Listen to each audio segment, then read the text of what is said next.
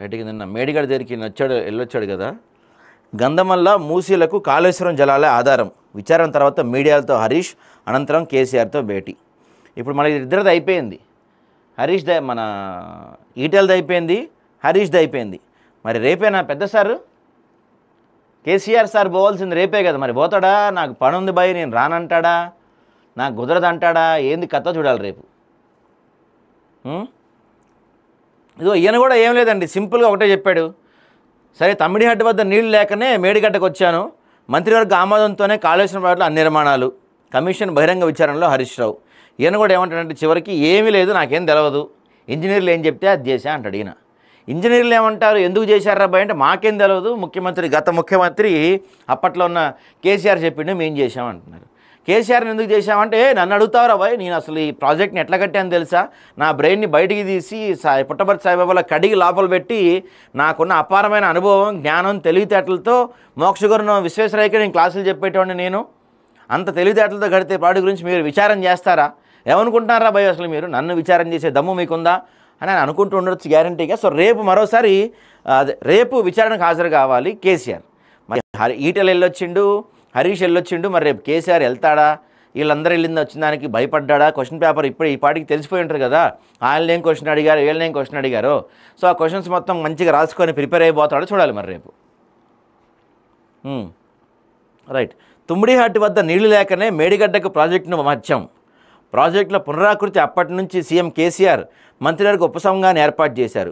వీళ్ళు ఏమంటారు, ఒక మంత్రివర్గ ఉపసంఘం ఏర్పాటు చేశాం, దాంట్లో ఈటెల తుమ్మల వీళ్ళంతా ఉన్నారని చెప్పి వీళ్ళు అంటారు. తుమ్మలు ఏమంటాడు, ఎప్పుడు ఉపసంఘం అసలు ఏర్పాటే చేయలేదు, దీనిపైన ఒక మంత్రివర్గ సమావేశం ఏం జరగలేదు, అట్లాంటిది ఏం లేదని చెప్పి తుమ్మలు అంటాడు.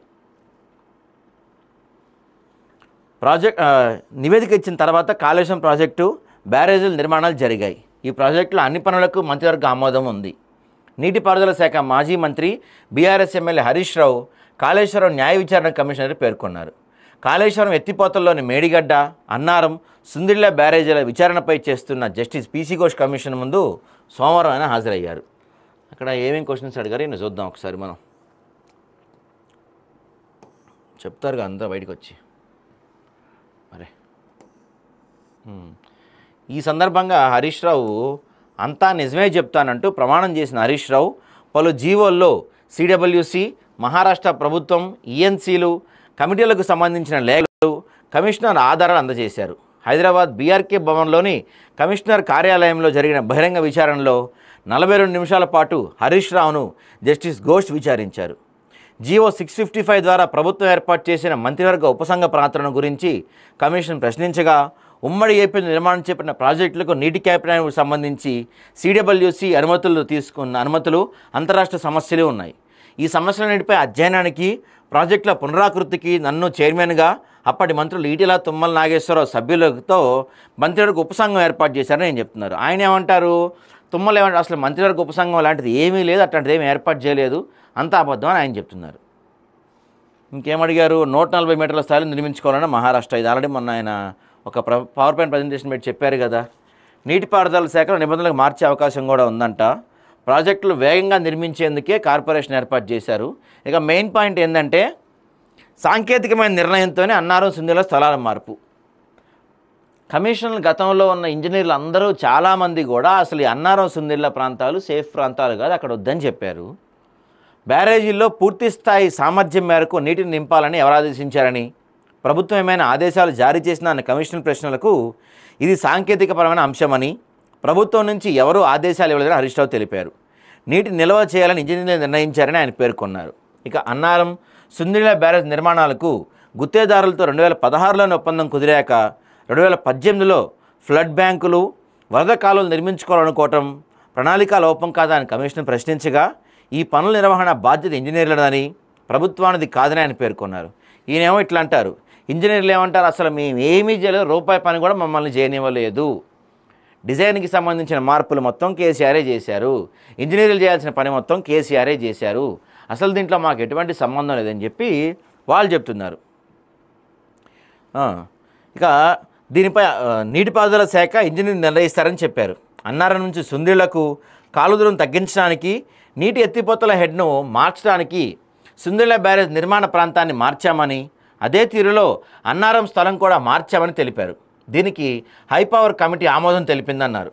హైపవర్ కమిటీ నిర్ణయం తీసుకున్న వ్యాప్కో సలహా కూడా తీసుకోవాలి కదా అని కమిషన్ ప్రశ్నించగా, హైపవర్ కమిటీలో వ్యాప్కో సంస్థ ప్రతినిధులు కూడా సభ్యులుగా ఉన్నారని, ఆ సంస్థ హైపవర్ కమిటీ కలిసి బ్యారేజీల నిర్మాణ ప్రాంతాల మార్పునకు ఆమోదం తెలిపాయని హరీష్ రావు పేర్కొన్నారు.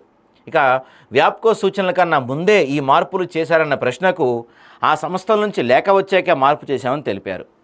బ్యారేజీల స్థలాల మార్పు అనేది కొత్తేమీ కాదని, గతంలో నాగార్జున సాగర్, శ్రీరామ్ సాగర్, సమ్మక్క సాగర్ బ్యారేజీల స్థలాలను మార్చుకోవాలని సమాధానం ఇచ్చారు. బ్యారేజీల నిర్మాణాలకు సంబంధించిన గుత్తేదారు సంస్థలకు స్థలం అప్పగింతలో జాప్యం చోటు చేసుకుందా అన్న ప్రశ్నకు తనకు గుర్తున్నంత వరకు పెద్దగా జాప్యం జరగలేదని హరీష్ రావు చెప్పారు. తనకు గుర్తున్నంత వరకు పెద్దగా జాప్యం జరగలేదంటారంట. సో ఈ విధంగా కమిషన్ ముందుకు హాజరైతే చెప్పారు. కానీ సో దాదాపుగా ఈయన చెప్పినవన్నీ వాళ్ళకి కావాలనుకున్నట్టు సమాధానాలు వచ్చినాయి అంట. వాళ్ళు ఎట్లయితే ఎక్స్పెక్ట్ చేస్తారో సమాధానాలు, అలాంటి సమాధానాలు ఏం చెప్పిండంట. కాబట్టి ముగిసింది ఒక కీలక ఘట్టం. ఏంటంటే కీలక ఘట్టం అంటే ఈ హరీష్ రావు విచారణ తర్వాత ఈటెల విచారణ అయిపోయింది. ఇక మిగిలింది ఎవరు అంటే అసలు దీని మొత్తానికి కర్త కర్మ క్రియ, నేను ఒక పెద్ద తోపుని తురుముని, ప్రపంచంలోకెల్లా అత్యంత గొప్ప శాస్త్రవేత్తల్లో నేనే గొప్పవాడిని, నాకు నోబెల్ లేకపోతే ఇంకేమైనా అవార్డులు ఉంటే ఇవ్వాలని చెప్పుకున్న కేసీఆర్ గారి విచారణ రేపు ఉంది. మరి రేపు కేసీఆర్ విచారణకు వస్తాడా, లాస్ట్ మినిట్లో ఏమన్నా అవతల పడతాడో చూడాలి. రావాలి మరి రేపు కేసీఆర్ వస్తేనే దీనికి ఒక అర్థం ఉంటుంది. చూద్దాం మరి సార్ రేపు వస్తాడా, ఏం చెప్తాడా అని.